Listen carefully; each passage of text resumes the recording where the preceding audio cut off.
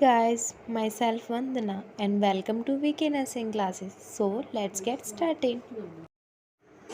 तो आज हम डिस्कस करने वाले हैं न्यू टॉपिक पे जो है कॉर्पस्कुलेट। बट उससे पहले हम स्टार्ट करते हैं विद साइंटिस्ट जिन्होंने कॉर्पस्कुलेट दिए थे, रॉबर्ट कॉच। तो रॉबर्ट कोच एक जर्मन फिजिशियन थे and he was born on 11 December 1843 और रॉबर्ट कोच को फादर ऑफ बैक्टीरियोलॉजी भी कहा जाता है। ओके तो अब हम डिस्कस करते हैं कंट्रीब्यूशन ऑफ रॉबर्ट कोच के बारे में। ओके तो अगर हम बात करें कि रॉबर्ट कोच सबसे पहले साइंटिस्ट थे जिन्होंने एंथ्रेक्स बैसिलस को आइसोलेट किया, प्योर कल्चर और उनके स्पोर को भी शो किया। Anthrax bacillus in the year 1876 in staining techniques को भी इंट्रोड्यूस किया।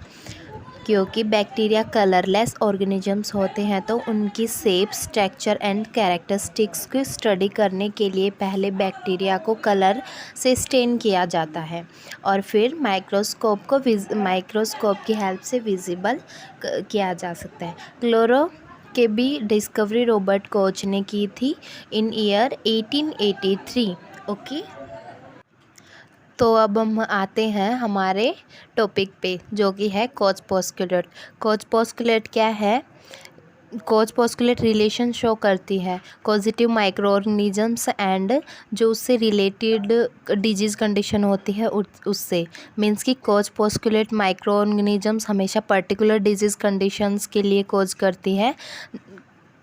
मेनली पॉजिटिव माइक्रो ऑर्गेनिजम्स को स्टडी करने के लिए कॉर्पस्कुलेट ने पॉस्कुलेट्स को अप्लाई किया था, वो भी एक्सपेरिमेंटली।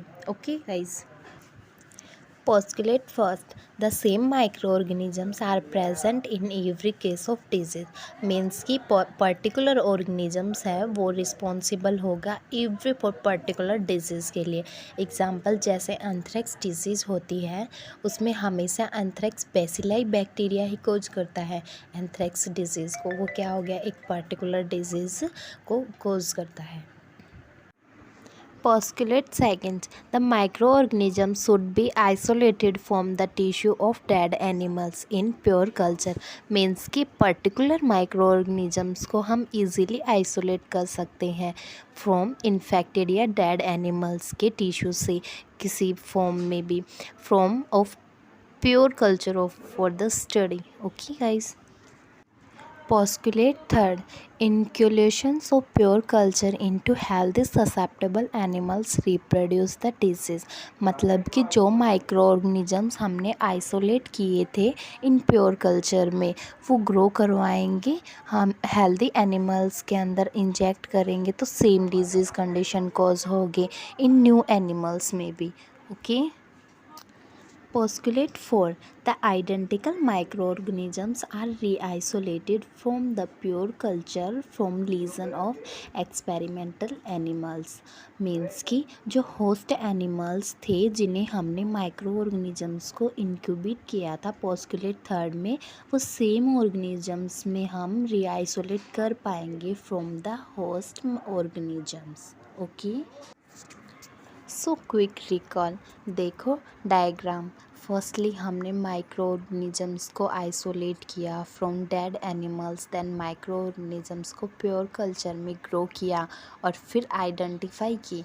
फिर हमने माइक्रो ऑर्गेनिजम्स को इंजेक्ट किया इन हेल्दी एनिमल्स में और सेम डिजीज़ कंडीशन रिप्रोड्यूस होगी। फिर वहाँ से हमने माइक्रो ऑर्गेनिजम्स को रीआइसोलेट किया एंड देन ग्रो करके आइडेंटिफाई किए in same micro organisms. Okay, that's all for today topic. Thank you guys.